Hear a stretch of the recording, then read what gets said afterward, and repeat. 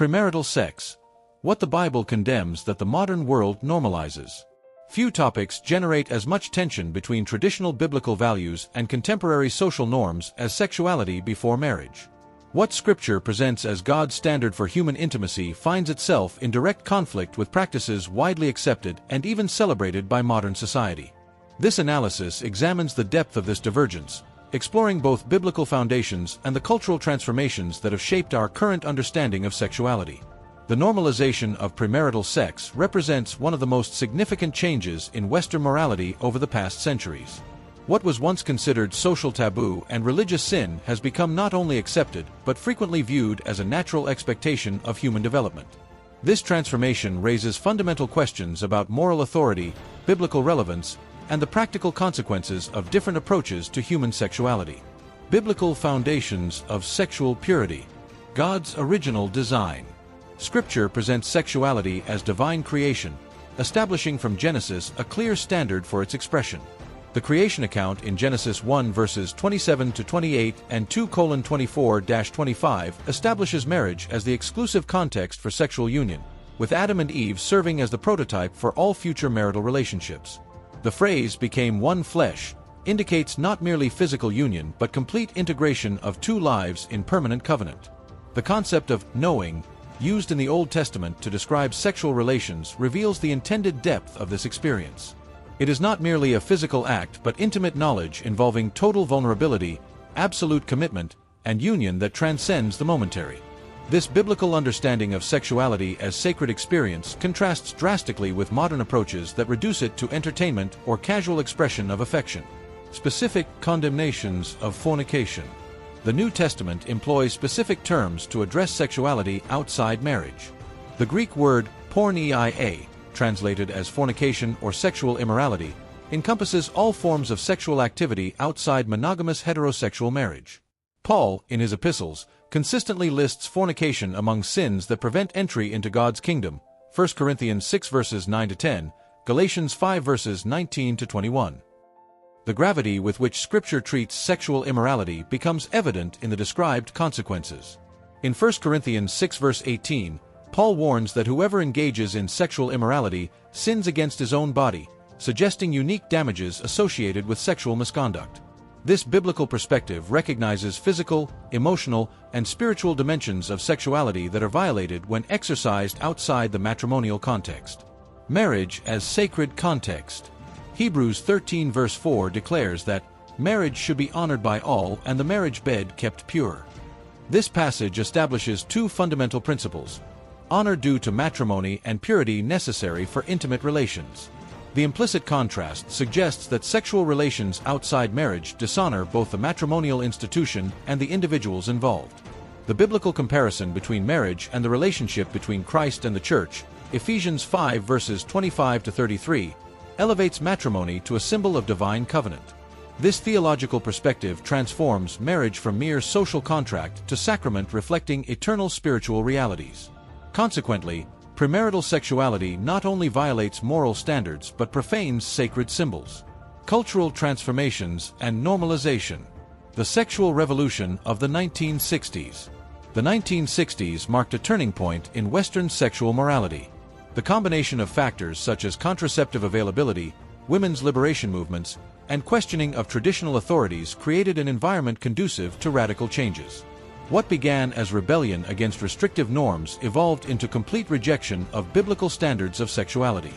The free love philosophy promoted during this period redefined sexuality as personal expression disconnected from permanent commitment.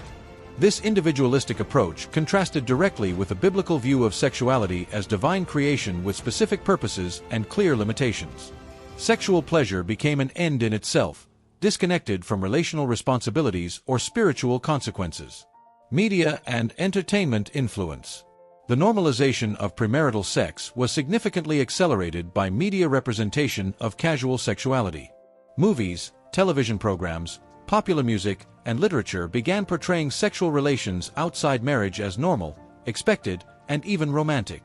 This cultural saturation created a new reality where virginity became rare and promiscuity became the social standard. Contemporary social media and dating apps intensified this trend, facilitating casual encounters and reducing social barriers to sexual activity. The resulting hookup culture treats intimate relations as recreational transactions, eliminating emotional and spiritual dimensions traditionally associated with sexuality. Redefinition of morality concept. Modern society operated a fundamental shift in the source of moral authority. While previous generations derived ethical standards from religious traditions and community values, contemporary mentality privileges individual autonomy and social consensus. This philosophical transition undermined the foundation for absolute standards of sexual morality.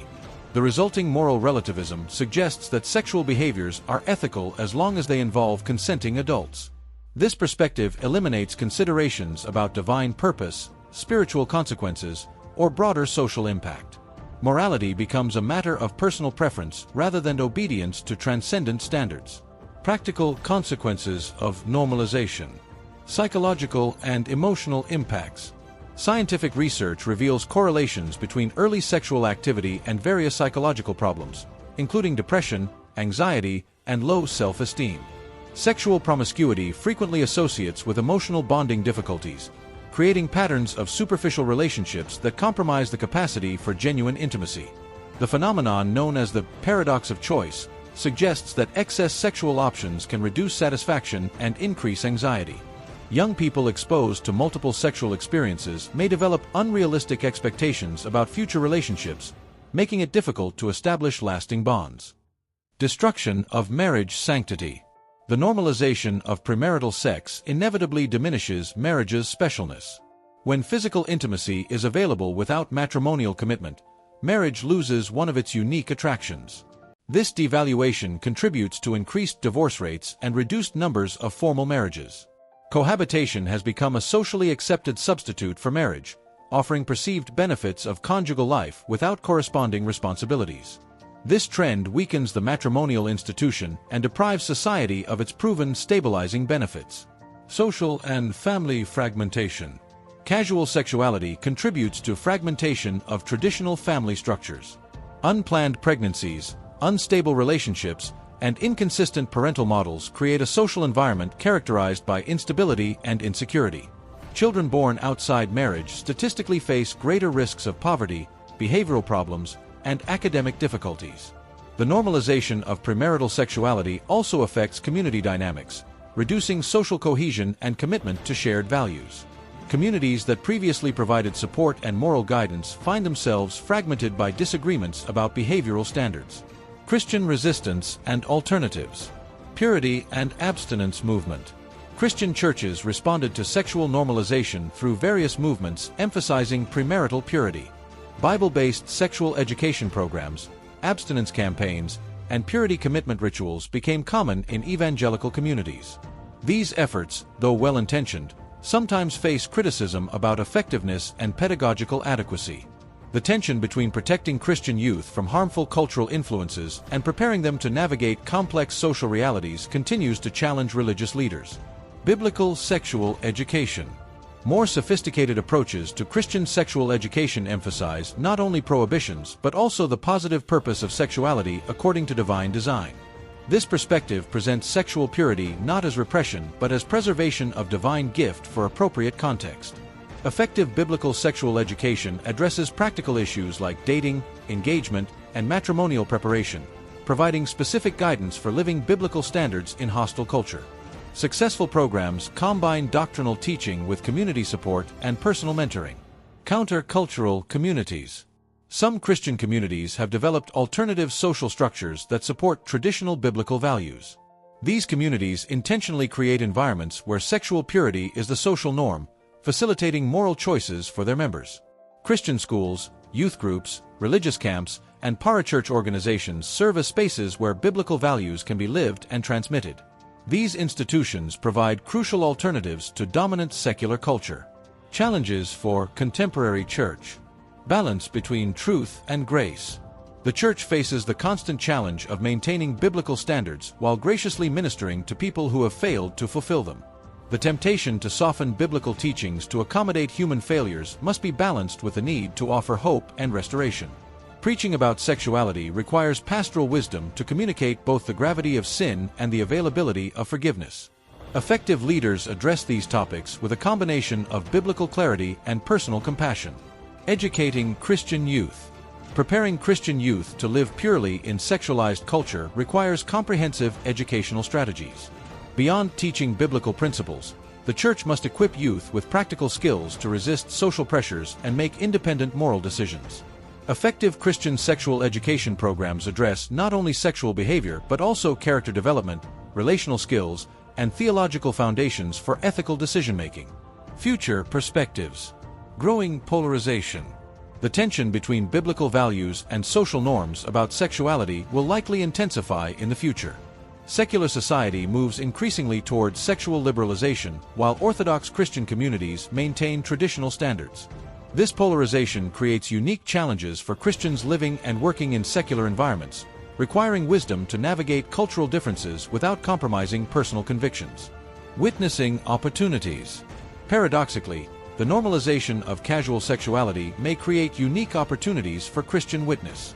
When secular culture fails to deliver promised satisfaction through sexual liberation, the search for authentic alternatives may increase. Christians living lives of sexual purity can demonstrate the possibility of satisfaction and fulfillment through biblical obedience, offering an attractive alternative to prevalent cultural standards. Conclusion. The conflict between biblical standards of sexual purity and contemporary normalization of premarital sex represents one of the deepest divisions between Christian faith and secular culture. Scripture presents a clear and consistent vision of sexuality as divine gift intended for matrimonial context, while modern society treats sexual activity as personal choice disconnected from transcendent moral considerations. The practical consequences of this divergence are evident in multiple spheres of social life, from family instability to individual psychological problems. The normalization of casual sexuality not only violates explicit biblical standards but also produces practical results that harm both individuals and communities. For the Christian Church, this challenge requires a balanced response that maintains biblical fidelity while offering grace and hope. The task is not merely to condemn cultural practices but to present a superior alternative based on divine design for human sexuality. Preserving sexual purity in hostile culture requires intentional commitment, community support, and comprehensive education. Individual Christians and faith communities must work together to create environments where biblical standards can be lived and transmitted to future generations. Ultimately, the question of premarital sexuality transcends behavioral rules to touch fundamental questions about authority, purpose, and meaning of human existence. The Christian response must address these deeper dimensions, offering not only moral standards but also transformative vision of human life according to divine intention.